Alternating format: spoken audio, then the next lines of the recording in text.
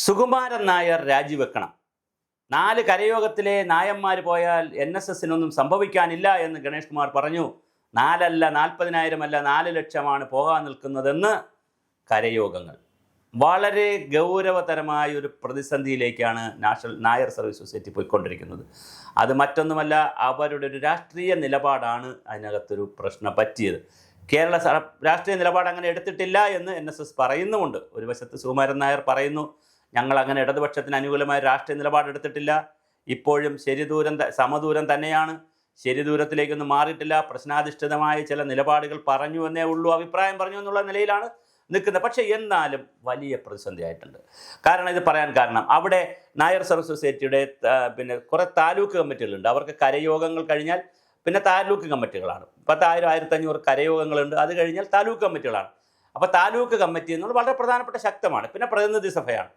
പ്രതിനിധി സഭയിൽ കാര്യങ്ങൾ ഇതൊന്നും ആലോചിക്കാതെയാണ് ഏകപക്ഷീയമായിട്ടാണ് ജനറൽ സെക്രട്ടറി ഇതിലൊക്കെ എടുത്തു ചാടി അഭിപ്രായം പറഞ്ഞതെന്നുള്ള ഒരു ആക്ഷേപം കിടപ്പുണ്ട്. പിന്നെയാണ് പ്രതിനിധി സഭ വിളിച്ചു കൂട്ടി ഇത് റാക്ടിഫൈ ചെയ്യാൻ ശ്രമിച്ചത്. ഒരു പൊളിറ്റിക്കൽ സ്റ്റേറ്റ്മെൻറ്റ് നടത്തിയതിന് ശേഷം, അല്ലെങ്കിൽ പൊളിറ്റിക്കൽ പാർട്ടിക്ക് ഗുണമുണ്ടാകുന്നൊരു സ്റ്റേറ്റ്മെൻറ്റ് നടത്തിയതിന് ശേഷം പിന്നെ മീറ്റിംഗ് വിളിച്ച് അതിനെ റാക്ടിഫൈ ചെയ്യുന്ന അല്ലെങ്കിൽ അതിനെ ന്യായീകരിക്കുന്ന കാര്യങ്ങൾ പറയുന്നത് അംഗീകരിക്കാൻ കഴിയില്ല എന്നുള്ള നിലയിൽ. മാത്രമല്ല, അന്ന് നടന്ന ഈ കാര്യങ്ങൾ കൈയടിച്ച് അംഗീകരിച്ചു എന്ന് പറയുന്ന പ്രതിനിധി സഭ വളരെ പെട്ടെന്ന് വിളിച്ചു കൂട്ടിയത് കൊണ്ട് കുറച്ച് പേർ മാത്രമേ പങ്കെടുത്തുള്ളൂ. അതുകൊണ്ട് ഒരു കാരണവശാലും അത് അംഗീകരിക്കാൻ കഴിയില്ലെന്നാണ് മറ്റൊരു പക്ഷം പറയുന്നത്. ഇനി താലൂക്ക് തലങ്ങളിലാണ് ഇതിൻ്റെ പ്രകടനങ്ങളും പ്രശ്നങ്ങളും കിടക്കുന്നത് എന്നുള്ളത് കൊണ്ട് താലൂക്ക് യൂണിയൻ്റെ ഭാരവാഹികളെ വിളിച്ചു കൂട്ടി അടിയന്തരമായിട്ടൊരു യോഗം നടത്തി അവരെ വിശദീകരിച്ച് താഴെത്തലങ്ങളിൽ കരയോഗങ്ങൾ വരെ ഇത് വിശദീകരിക്കാനുള്ള ശ്രമം പെരുന്നയിൽ നിന്നുണ്ടായെങ്കിലും അത് വിജയിച്ചില്ല. ഇനിയിപ്പോൾ നടക്കണം. അത് നടത്താൻ തീരുമാനിച്ചിട്ട് നടന്നില്ല. കാരണം വളരെ പെട്ടെന്നൊരു ഡേറ്റ് കൊടുത്തതുകൊണ്ട് വരാൻ പറ്റിയില്ല എന്ന് പറഞ്ഞ് ഒരുപാട് ആളുകൾ പോയില്ല. ഇതിനിടയിലാണ് മന്ത്രി ഗണേഷ് കുമാറിൻ്റെ ഒരു പ്രസ്താവന വന്നത്. അതിനെതിരെയും വ്യാപകമായ അധിക്ഷേപം വന്നിട്ടുണ്ട്. അടുത്ത് മന്ത്രിസ്ഥാനം കഴിഞ്ഞാൽ ഗണേഷ് കുമാർ ലക്ഷ്യമിടുന്നത് NSSൻ്റെ പ്രസിഡന്റ് സ്ഥാനമോ ജനറൽ സെക്രട്ടറി സ്ഥാനമോ ആണോ? അതുകൊണ്ടാണ് അദ്ദേഹം അങ്ങനെയൊക്കെ നിൽക്കുന്നു എന്നുള്ളൊരു ആക്ഷേപം പറയുന്നു. പത്തനാപുരത്തുനിന്ന് തന്നെ കൃത്യമായി ഗണേഷ് കുമാറിനെതിരെ ആക്ഷേപം വന്നിട്ടുണ്ട്. എന്തായാലും നായർ സർവീസ് സൊസൈറ്റി ചരിത്രത്തിലില്ലാത്ത രീതിയിലുള്ള ചെറിയ ചെറിയ പ്രശ്നങ്ങളിലേക്ക് പോയിക്കൊണ്ടിരിക്കുന്നു.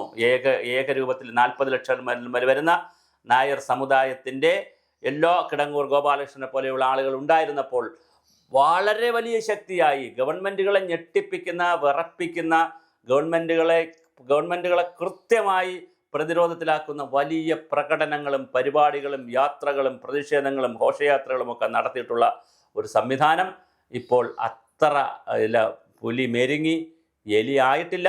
എന്നാലും ഒരുപാട് മെരുങ്ങി പുലി ഉണങ്ങിപ്പോയി എന്നുള്ള വാദമുണ്ട്. എന്നാലും ആ ഉണക്കത്തിൻ്റെ ഇടയിലും വലിയ തർക്കങ്ങളാണ് നടന്നുകൊണ്ടിരിക്കുന്നത്. NSSനകത്ത് നടക്കുന്ന തർക്കങ്ങൾ അവർ തന്നെ തീർക്കേണ്ടതാണ്. പൊളിറ്റിക്കലായിട്ടുള്ള കാര്യങ്ങൾ പറയുമ്പോൾ തീർച്ചയായും സൂക്ഷിക്കുക. അതെല്ലാ പൊളിറ്റിക്കൽ പാർട്ടീസും രാഷ്ട്രീയ മത ജാതി സംഘടനകളുടെ പിന്തുണ ആകാംക്ഷിച്ച് നിൽക്കുന്നൊരു സമൂഹത്തിലാണ് കേരളം. മറ്റ് സംസ്ഥാനങ്ങൾ പോലെയല്ല. അവിടെ NSSൻ്റെയോ SNDPയുടെയോ വർത്തമാനം വളരെ വലിയ ഇമ്പാക്റ്റ് ഉണ്ടാക്കും. പക്ഷേ എന്നാൽ വെള്ളാപ്പള്ളി നടേശൻ അവരുടെ വർത്തമാനത്തിന് വലിയ സീരിയസ്നെസ് പലപ്പോഴും കൊടുക്കാറില്ല. അത് മറ്റൊന്നുകൊണ്ടല്ല, അദ്ദേഹം നിരന്തരം പറയുന്നത് കൊണ്ട് തന്നെ ഇത് അങ്ങനെയൊക്കെ സംഭവിക്കുമോ എന്നുള്ളൊരു ചോദ്യമുണ്ട്. പക്ഷേ സുകുമാരൻ നായർ അങ്ങനെ പറയുന്ന ആളല്ല. അദ്ദേഹം അപൂർവമായിട്ടാണ് മാധ്യമങ്ങളോട് സംസാരിക്കുന്നത്.